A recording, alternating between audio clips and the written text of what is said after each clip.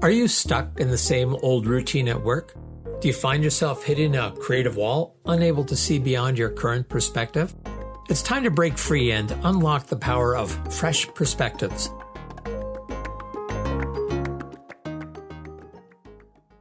David Gouthro back with Discover Fresh Perspectives, and today I have the pleasure of having as my guest James Arnett. Welcome, James. Thanks for having me. It is indeed my pleasure, as I'm sure it will be for the listeners. So James, we're going to talk about something that's of great interest to you these days, which is about writing and historical fiction. But maybe just to give folks a little bit of your background about, where you were and how you came to this. So let's take us back 5, 10, 50, however many years you want to go back. You can go back a long way with me. I had a long career as a corporate lawyer. I grew up in Winnipeg, and I started off practicing law in the Department of Justice in Ottawa and then in Winnipeg. And then I came down to Toronto, and that's where I really settled into my career as a corporate lawyer. Later in that career, I ended up becoming the chief executive officer of Molson. Oh, okay. Which I did for 3 years or so. And then I finally retired. And then I had a post-retirement career, being on boards of directors, advising companies. Most interestingly for me of that was I spent quite a time with the McGuinty government here in the province of Ontario, which is a Liberal government, advising them on various things. And then I ended up being the chairman or chair, as we say, of Hydro One, which is the big utility here. But finally, after all that, I finally fully retired. And so you're and a serial retired. Yeah, and of course, the question is, when you fully retire, what do you do with yourself? Mm-hmm. And I don't play golf, which a lot of guys do, or a lot of people do, which takes up a lot of time, but I don't do that. I stumbled into a writing career in a way. What happened was, I'd always been interested in writing. I think I'd been a good writer, whether it was writing legal briefs or law review articles or articles for the newspaper on, public policy or legal issues. But I'd never done any creative writing. And I stumbled into that. And what happened was, with a bit of time in my hands, I remembered that I had in my possession a manuscript that my grandmother Arnett had given me years and years ago. And it was of a novel that my grandfather Arnett had written in the 1920s when he lived in Regina. Well, when she gave it to me, I was too busy to think about stuff like that. I had bigger fish to fry, so to speak. But so I took this manuscript out and I thought, well, that's sort of interesting. I wonder if I could do anything with it. And I showed it to somebody, and it was a little. It certainly could have used editing. He'd never published this novel, but it was about rum running in Saskatchewan in the 1920s. And he wrote it when he was living in Saskatchewan in the 1920s. Okay. So I thought, well, maybe I could improve upon this. Maybe I'll edit it a little bit. And I tried doing that. And somehow I didn't seem to be going very well. And then I thought, well, you know what I'll do? It's an interesting little story. I'll turn it into a treatment for a movie. Okay. Wow. which is like taking a novel and shortening it down, to like an outline for a movie. That's a big leap from, your first entry into creative writing. Well, yeah, but in a way it's not, because is synthesizing. I mean, it's almost kind of a logical thing to do, which a trained writer and lawyer could do. At least I thought, okay? So I came up with this idea of a treatment, and then I was lucky. I knew somebody who ran the Canadian Film Center here in Toronto. And I said, could somebody have a look at this and see if it's any good? So he gave it to somebody, and they gave it back to me. And they basically said, it's not that good. Oh, great. Well, part of it was, it wasn't so much the treatment aspect as just the fact that the inherent story was not gripping enough. That's what they felt. Okay. But what had happened was I'd kind of got interested in this idea of rum running in Saskatchewan in the 1920s. And so I did a little bit of reading. This is the historical research, about Saskatchewan in the 20s and so on. Well, it didn't take me long to find a story. Now, you may remember the name or know the name of the famous Bronfman family. Yeah. They've been so successful in Canadian business over the years, and they ended up forming the Seagram Company and so on. They're extremely wealthy family. Well, they started off in the booze business in Saskatchewan in the 1920s during Prohibition.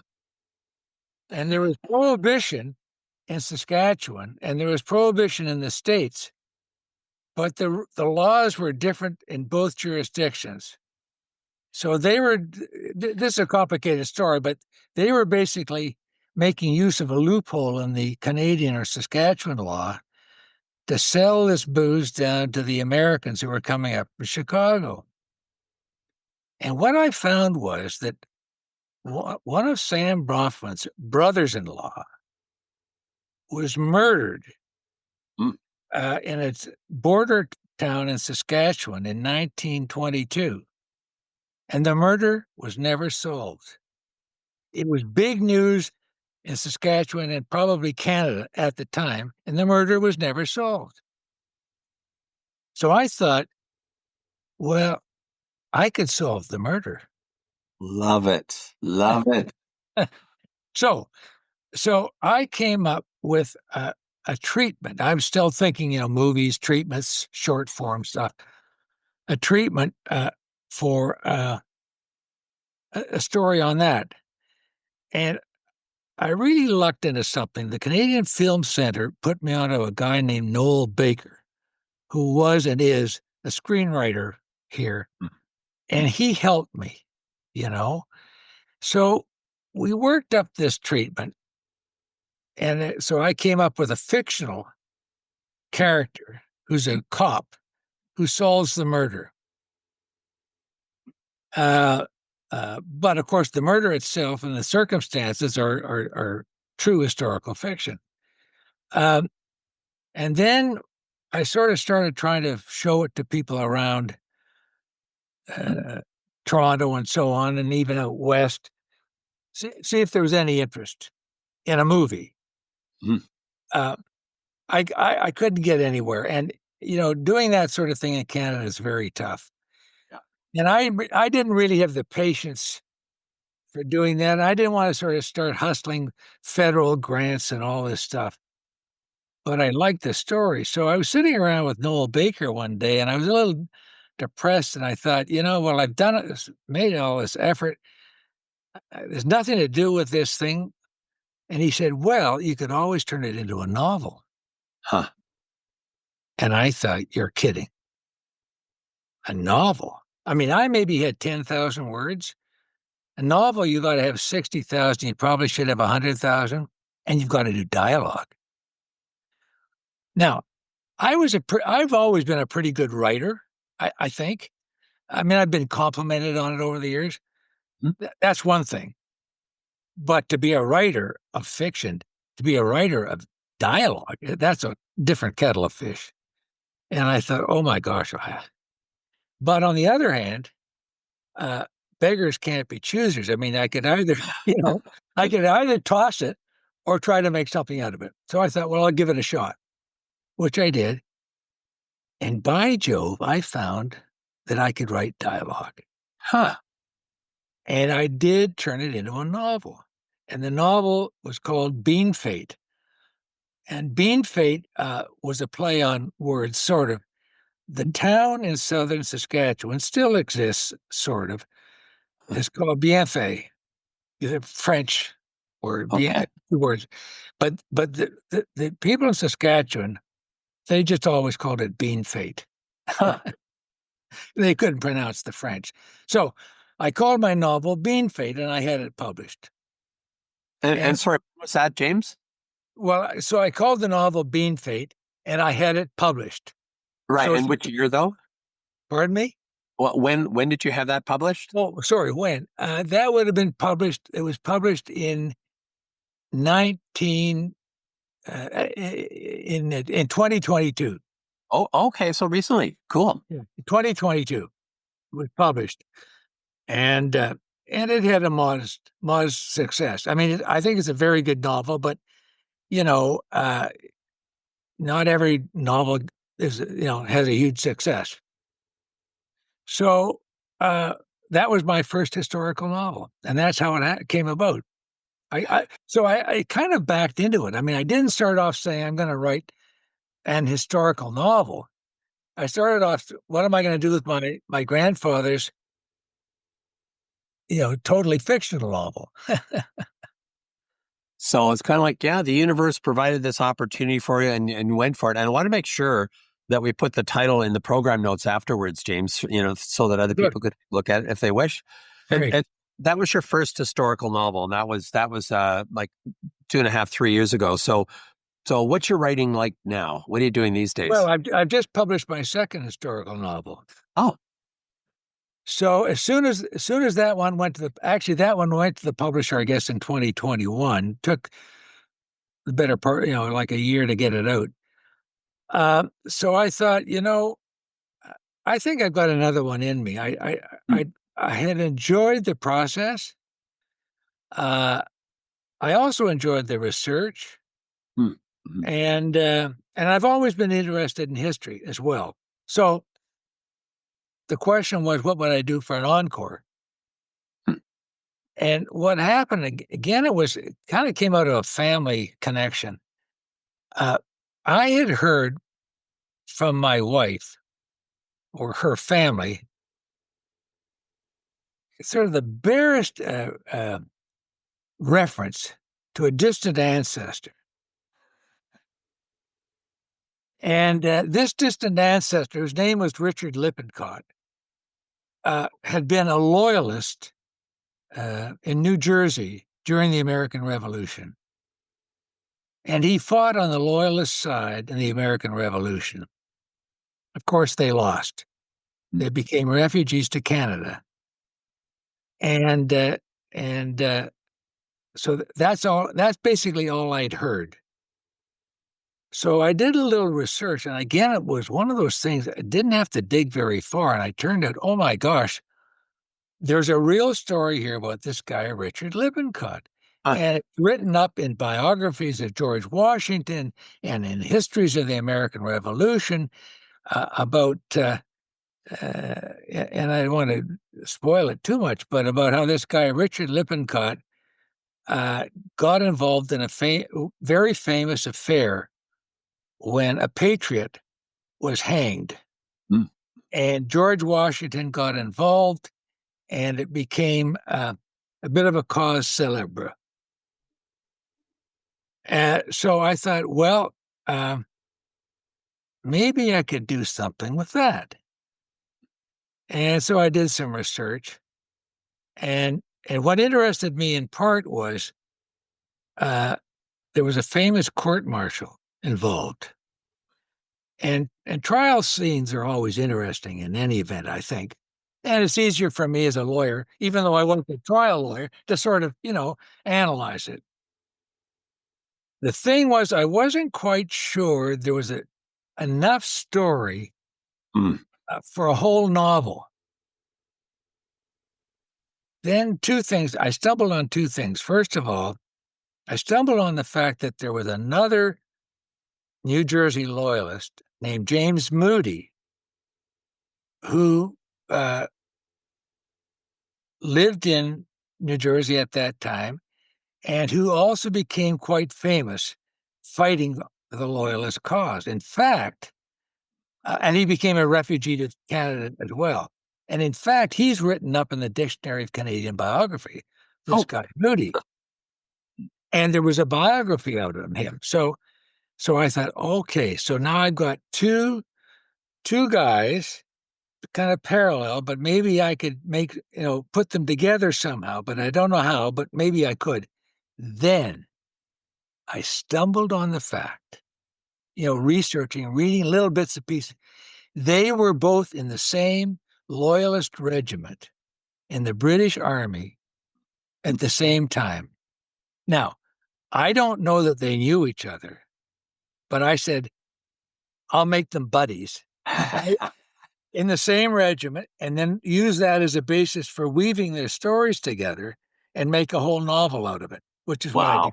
what I did. And it was a lot of fun. That is So the novel was published last fall. okay. And it's called The Monmouth Manifesto. The Monmouth Manifesto. And what's the significance of the word Monmouth? Monmouth is a county in New Jersey. Okay.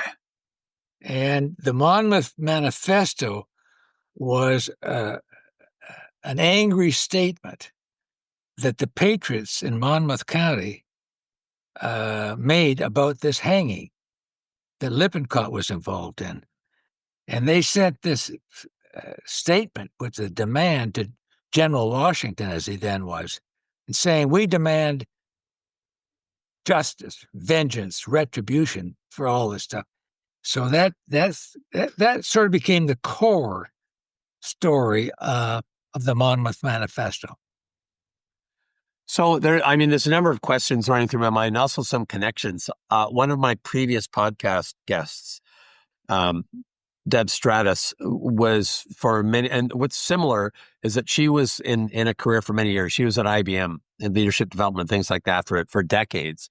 And when she retired, she, like you, liked historical fiction, loves research, and wrote a number of books for a time period around her historical fiction was based in sort of World War II England, with these two twins. And I think it's what I find interesting that many people when they retire who've had a fairly, a job where creativity was probably not stereotypically assigned in that kind of a role.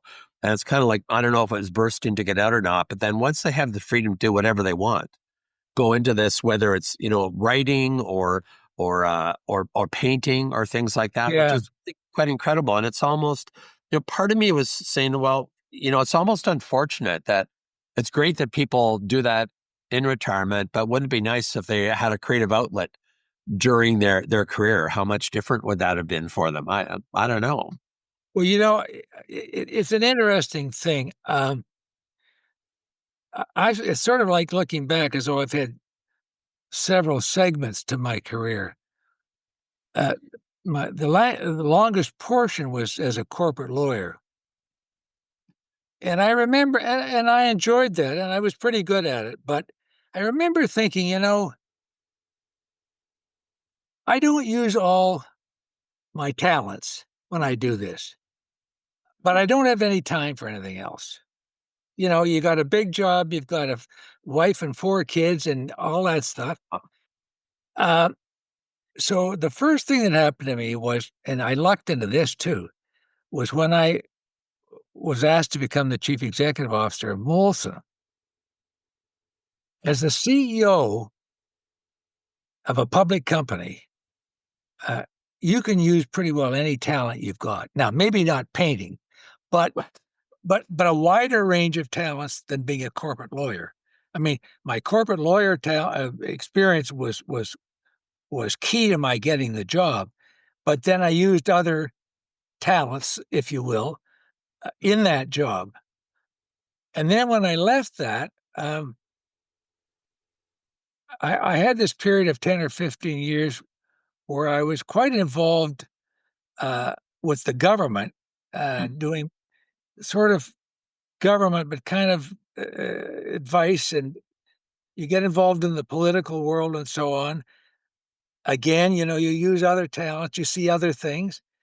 And then I finally got into the creative writing. So it is true. I think that there are, you know, most people have more than one talent or one aptitude, but most jobs require you to focus on one. Yeah. Maybe not all jobs, but most jobs do. And I've been fortunate enough, combination of luck and living long enough. Mm. You know, it's like Winston Churchill. If Winston Churchill had died, in 1935, they would have remembered him as this this brilliant crank. And he lived long enough, and Hitler came along, and suddenly every talent that Churchill had could finally be deployed. And then the Second World War. So it's interesting to me too that people have multiple aptitudes and so on, and you don't always get a chance to use them. And I'm one of the ones that's been lucky enough to use several of them. A colleague of mine, Scott Armstrong, writes about the phrase, not the title of his book, but the phrase "retire on fire," aspire Yeah. when retire, and things like that. And there's so many people that you hear. I know so many people that they've retired, and rather than just kind of petered out, they continue to find new sources Yeah. of joy and almost become a late entrepreneur, a entrepreneur. Remember, you heard that term here Yeah. first. Yeah. And it's great when someone sees an opportunity and goes for it, as opposed to, you could have just easily let that book slip aside. You could have done nothing with it. I'm sure Yeah. there's lots of other things you could have done with your time. There's a few questions specifically about writing that I'm curious about. And one of them is to say you had to learn how to write dialogue. Now, how did you go about doing that? Because that sounds like a tough thing to do. I just started doing it. And really what that is what I found was I would start a bit of dialogue, and I could imagine this is talk about finding out about yourself. Hmm. I could imagine, well, if he said that, he would say that. Okay. And if Huh. he said that, and I wouldn't necessarily know at the start where it was going to end. I mean, I would have a sense of where I wanted it to end, more or less, but not how it would go. And I found I could almost, it sounds funny to say it, but I could almost hear it. Huh. Yeah. So it wasn't that I took a lesson or read up on how to write dialogue. Okay. Okay. And yeah, it just, I found out that actually that was quite easy for me when I started. It never occurred to me that it would be, but when I started, I found out it was quite easy. That's a fortunate gift, I would say, because I'm sure that people would find that very difficult. Yeah. And, part of what you described, like doing research, you kind of have to be a little bit of, well, two things. One is a detective, or where you're getting this information, Yeah. but then there's that, that the other notion of where you take these two disparate pieces and find a connection and Yeah. make a connection. And I Yeah. think that's so cool that that you're able to do that. That's turned out as the first two of who knows how many books. I'm not working on the third one yet, so I don't know. Well, I did notice that term "yet" that you just slipped in there, James. So we're not letting you get away with Okay. that. If you were to give someone else who's thinking about, because a lot of times people think about stuff, but they never actually commit to doing it. Like, what if, or I could just do this, or I could just do that. What advice, if any, would you give to someone who is thinking about being a writer, but hadn't yet made the commitment to do it? Are there any tips or ways to think that through to decide if it might be for them? Well, uh, in one sense, it's just do it. But but you have to write about something. Mm. Now, the neat thing for me about historical fiction is you've got the germ of the idea, and then you embellish upon it.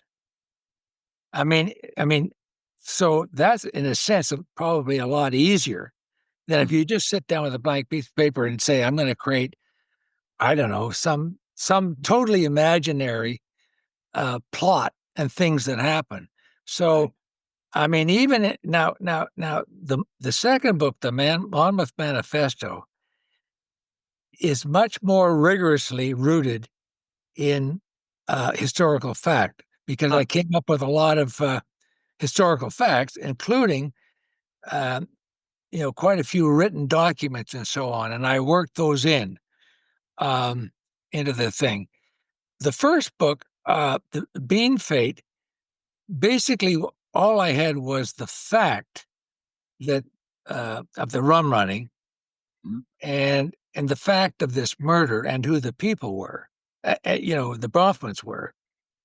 So I had to do a bit more creative stuff there. Uh, but still, I had the kernel of the story to work with.